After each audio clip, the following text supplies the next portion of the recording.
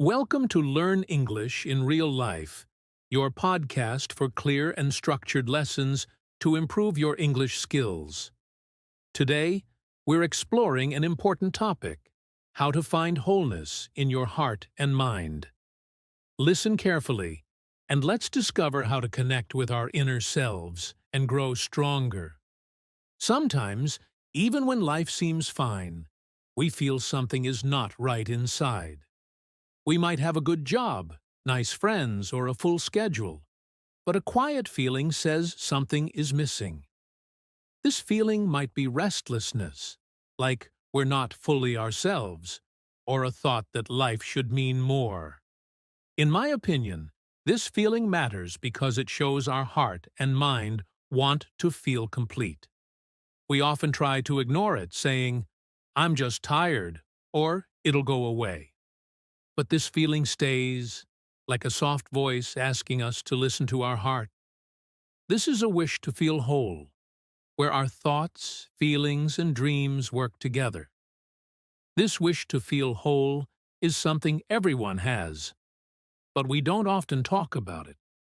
Our world expects us to look happy and strong, with no room for doubts or big questions. So, we hide this feeling, thinking we're the only ones who feel this way. This can make us feel alone, like we're far from our true selves. But here's the truth: everyone feels this wish. We all want something more real and meaningful. For example, a shop worker might feel empty even though they like their job, or a young person might wonder what their life is really about.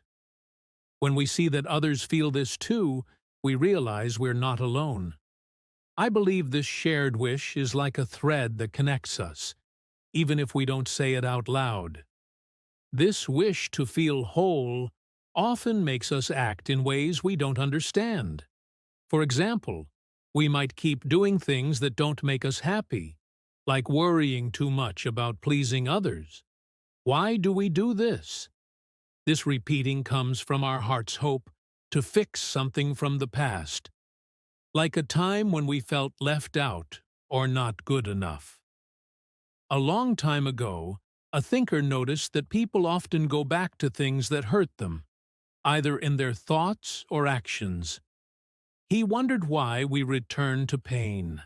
He thought we're not just looking for happiness, but trying to heal something deep inside. In my opinion, this idea is helpful because it shows our repeating isn't a mistake. It's a sign we're trying to feel whole again. This repeating isn't about wanting to feel bad. It's about hoping for a better ending. By going back to these patterns, we're trying to fix something that still hurts, hoping this time we'll feel stronger or more complete. When we understand this, we can see these actions as a call to grow, not as failures. It's like trying to finish a drawing. Each time we try, we add a little more to make it complete. Being human means facing hard things. We all have struggles, like feeling sad, embarrassed, or unsure about our purpose. These challenges aren't things to fix fast. They're part of learning who we are. Instead of thinking, "What's wrong with me?" we can ask, "What is this teaching me?" This helps us see struggles as ways to grow. By thinking about this carefully, they can start to feel more confident. I believe this way of thinking is powerful because it turns hard feelings into lessons that help us live better. One way to feel whole is by connecting with others. When we talk to someone who listens, we feel less alone. For example, someone who feels sad might share their thoughts with a family member and feel lighter. This connection helps us understand our feelings and accept them, like seeing our heart more clearly. Connection isn't just talking. It can be simple moments, like reading a book that feels special, listening to music that touches us, or sitting quietly in a park. These moments make us feel part of something bigger, even when life feels hard. For instance, Someone might feel calm watching a sunset, like it speaks to their heart. By connecting with people or the world around us, we bring our heart and mind closer together. Another way to find wholeness is by being patient with ourselves. Sometimes, when we try to understand our feelings, we face hard emotions like fear or sadness.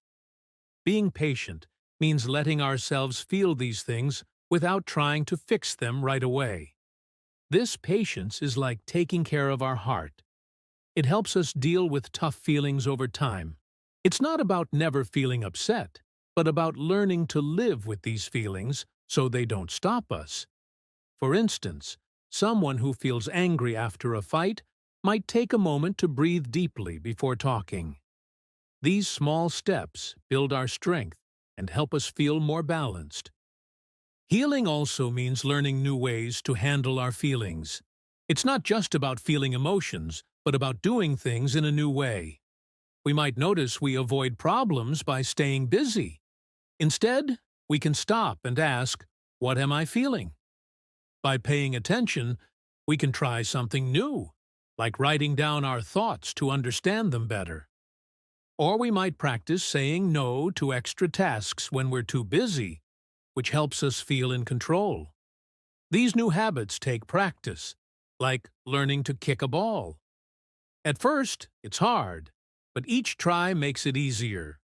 By practicing these skills, we feel our heart and mind working together better, which brings us closer to feeling whole. Our bodies also hold memories of what we've been through. The way we move or feel tense can show how we carry past pain. By noticing these signs, we can learn what our body needs, like taking slow breaths to calm down.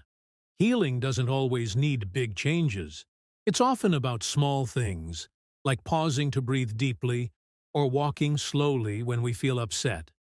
These steps help us feel more connected to ourselves, like our body and mind are working together. By listening to our body, we find ways to heal and grow, which makes us feel more complete and at peace with who we are. In the end, finding wholeness isn't about escaping our struggles. It's about looking at them with kindness and curiosity.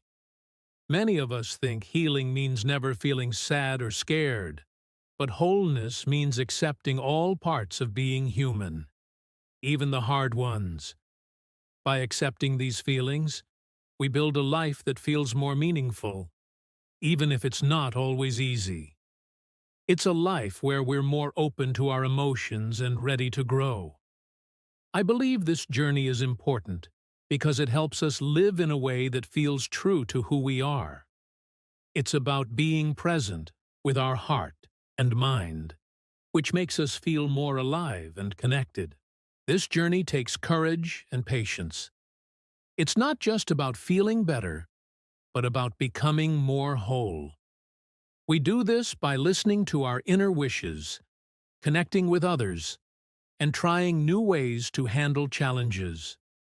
We might start by writing down one thing we're thankful for each day, like a warm day or a kind word, to focus on the good in life. Or we might spend a few minutes each week talking to someone we trust about our feelings, which helps us feel supported.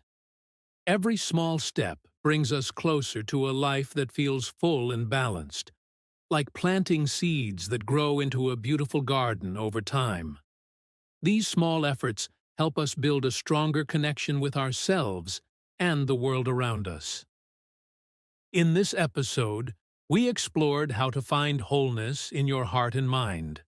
We learned that our wish to feel whole is a normal part of being human, connecting us to others. We saw how repeating old patterns can show hope, not failure, and how struggles teach us about ourselves. By connecting with others, being patient, and learning new ways to handle feelings, we can build a life that feels more meaningful. Small changes, like noticing our body's signals or pausing to breathe, can help us heal. This week, try one small step.